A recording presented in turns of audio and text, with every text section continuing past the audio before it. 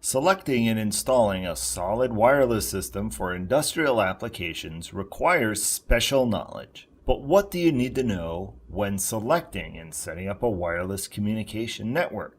How do you know what type of antenna you should use and where you should mount it? In this video, we'll give you the information to answer these questions. We'll go over the different types of antennas, how they work, and how they're used, as well as some essential considerations when installing a wireless system. So let's talk about radio antennas. We all know what they are, but what is it that makes one type of antenna different from another? We'll begin by noting that all antennas can be divided into two general types: omni and directional. Omni antennas send and receive radio signals uniformly in all directions on a horizontal plane. Directional antennas, as the name suggests, focus their sending and receiving power into a comparatively narrow beam. Omni antennas distribute their radio energy in more of a donut shape and are well suited to situations where the antenna must send and receive signals from multiple directions. However, they don't have the straight line range of the directional antennas. Directional antennas can send and receive signals from significantly greater ranges than omni types, but are constrained to communicating only within the path of their beam. There are many different kinds of antennas, designed for a variety of applications and circumstances, but all types are categorized by three important electrical characteristics: antenna pattern, antenna gain, and antenna polarity. Let's explain what each of these characteristics are. Information between two wireless devices is transferred via electromagnetic energy, radiated by one antenna and received by another. The radiated power of most antennas is not uniform in all directions and has varying intensities. The radiated power in various directions is called the pattern of the antenna. Each antenna should be mounted so that its direction of strongest radiation intensity points toward the other antenna or antennas with which it will exchange signals. An antenna with nearly equal pattern intensity in all directions is omnidirectional. In two dimensions, an omnidirectional pattern appears as a circle. An antenna is considered omnidirectional if one of its two patterns, either azimuth or elevation, is omnidirectional. Beam width is an angular measurement of how strongly the power is concentrated in a particular direction. It can be broken into two-dimensional slices just like the antenna pattern.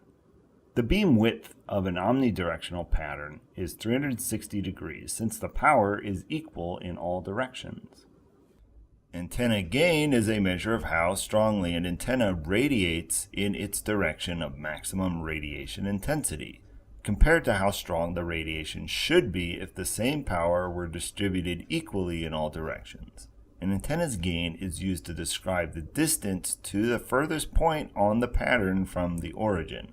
For an omnidirectional pattern, the gain is 1, or equivalently 0 decibels. The higher the antenna gain, the narrower the beam width, and vice versa.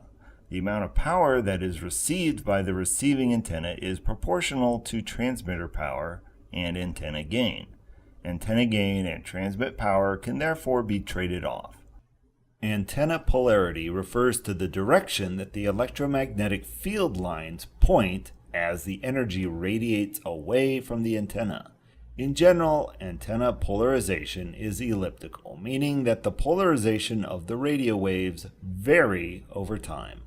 The simplest and most common form of this elliptical polarization is simply a straight line, or linear polarization. This is where the radio waves oscillate in only one direction. The direction can be either vertical or horizontal polarization. Of the transmitted power that reaches a receiving antenna, only the portion that has the same polarization as the receiving antenna polarization is actually received. Another important parameter for an antenna is matching impedance. For a radio to deliver power to an antenna, the impedance of the radio and transmission line must match the impedance of the antenna. Voltage standing wave ratio, or VSWR, represents the degree with which an antenna is matched to the radio system impedance. Most modern antennas, receivers, and transmitters are designed for peak performance when operating into a 50 ohm transmission line. The typical commercial standard for maximum allowable VSWR across the entire bandwidth of a system is 1.5 to 1. A VSWR of 2 to 1 or greater is usually considered unacceptable since it increases losses in the transmission line. This means that the antenna impedance must be in the range of 50 ohm. You should specify the maximum VSWR and the operating frequency bandwidth when specifying your antenna. Now that we've discussed the characteristics that define how an antenna operates, let's look at some of the most common antennas in use with industrial wireless devices today. The most common Omni antennas are whip antennas, both the straight and articulating variety. They do not require a ground plane and are typically connected directly to the radio enclosure. This type works well with belt-mounted remote radios or other applications where mobility is a factor. This type does not radiate well out the top of the antenna and thus must remain vertical. Another popular Omni antenna is the collinear array antenna. This is typically composed of several linear antennas, like the whip, stacked on top of each other. The more stacked elements within the collinear array, the longer the antenna and the more gain it has. When mounted, the antenna is oriented straight up and down, with the feed line at the bottom. This type is among the most powerful omnidirectional antenna, and so is well suited to situations where the location must send and receive signals from multiple directions. The most common directional antennas include Yagi, parabolic reflector, and panel antennas. A Yagi antenna is composed of an array of linear elements parallel to one another and attached perpendicular to and along the length of a metal boom. This causes the antenna to radiate energy in a beam out the end of the boom. The actual pattern depends on the overall geometry, including the number of elements, element spacing, element length, and so on, but generally is proportional to the length. So although it may look like an Omni antenna, it does not function like one. A parabolic reflector antenna consists of a parabolic-shaped dish and a feed antenna located in front of the dish. Power radiates from the feed antenna toward the reflector. The reflector concentrates the radiation into a narrow pattern, producing a high-gain beam pointed away from the concave side of the dish. As a result, the parabolic reflector has some of the greatest range of any antenna type. The gain varies with the size of the reflector and the antenna construction, and antenna polarity depends on the feed antenna polarization.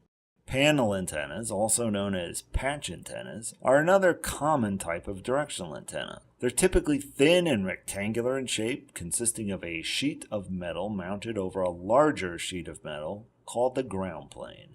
These two sheets together form a resonant piece of microstrip transmission line. The low profile and weather resistance of the panel antennas make them well suited to indoor or outdoor applications. While transmitting in the direction the panel is facing, panel antennas are typically not as focused as Yagi or parabolic types, which have a narrower beam. This means that while it can cover a larger area, it will have less gain and range. Finally, we'll take a look at multiple input, multiple output, or MIMO antennas. These are actually an array of antennas, transmitting and receiving multiple data signals on the same radio channel at the same time. MIMO technology takes advantage of a natural radio wave phenomenon called multipath. With multipath, transmitted information bounces off walls, ceilings, and other objects, reaching the receiving antennas multiple times via different angles and at slightly different times. In the past, multipath signals caused interference and was considered detrimental to receiving the actual transmission. MIMO-enabled antennas can now take advantage of multipath behavior by using multiple antennas to greatly increase communication performance.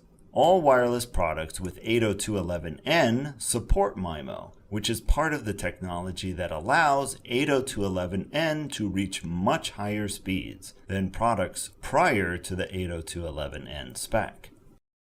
Now that we've examined the different types of antennas and their characteristics, we can look at some other considerations when mounting an antenna. The first thing you must consider is that antennas cover certain frequencies differently, depending on their size, type, and construction. The antenna you use must be tuned to the frequency of your application. As mentioned before, antennas need to have the same polarity, either horizontal or vertical, to send and receive data efficiently. For us, it's typically vertical. An omni antenna pointing straight up and down is polarized vertically. The directional antennas have markings on them indicating the vertical pole or V-pole with an arrow. To match the omni antenna, these must be mounted with the arrow pointing up or down. Mounting it left or right will weaken the signal. The next crucial consideration would be keeping other electrical objects away, having clear line of sight, and having proper antenna direction. Not only is the relationship between the antenna and the earth improved by mounting an antenna higher, resulting in better ranges, but the probability of interrupting the line of sight is reduced. You should avoid mounting next to solid objects such as walls, buildings, towers, or girders. The resulting reflected radio energy causes drastically reduced efficiency. A minimum of 6 feet is a good general rule to avoid excessive reflection. When considering the signal path, keep in mind that obstructions that block the path can greatly deflate the radio carrier wave because of the frequency range used in operation. Try to minimize obstructions such as trees, buildings, hills, and so forth. The allowed power output from the antenna varies by country and spectrum.